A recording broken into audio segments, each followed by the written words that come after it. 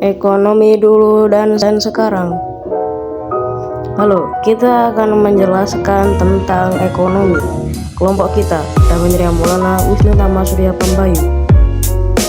Assalamualaikum. Di sini kita akan mempresentasikan mengenai ekonomi dulu versus sekarang, yang dimana perbedaannya sangat jauh seberkembangnya zaman.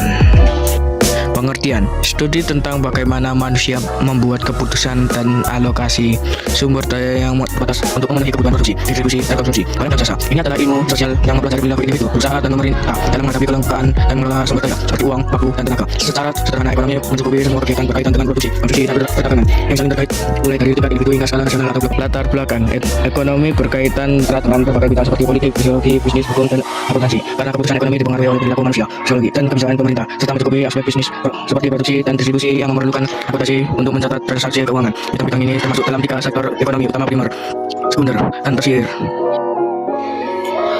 Asal muasal kata ekonomi. Kata ekonomi berasal dari bahasa Yunani kuno, yaitu oikos, rumah tangga, nomos, aturan atau pengelolaan. Alur ekonomi: identifikasi masalah ekonomi, menentukan masalah yang ingin diteliti. Misalnya, mengapa harga barang kebutuhan pokok naik? Apa penyebab pengangguran semakin banyak? Rumusan masalah. Masalah tadi dijadikan pertanyaan penelitian yang lebih jelas dan teratur. Contohnya, apakah peningkatan harga BBM berpengaruh terhadap inflasi di Indonesia? Pengertian ekonomi kebutuhan pokok. Ekonomi kebutuhan pokok adalah bagian dari kegiatan ekonomi yang berhubungan.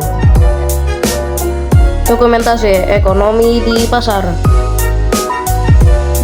Kesimpulan, ekonomi adalah ilmu yang mempelajari bagaimana manusia mengelola sumber daya yang terbatas untuk memenuhi kebutuhan hidup yang tidak terbatas melalui kegiatan produksi, distribusi, dan konsumsi.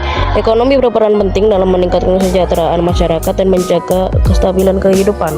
Dan terima kasih. Wassalamualaikum warahmatullahi wabarakatuh.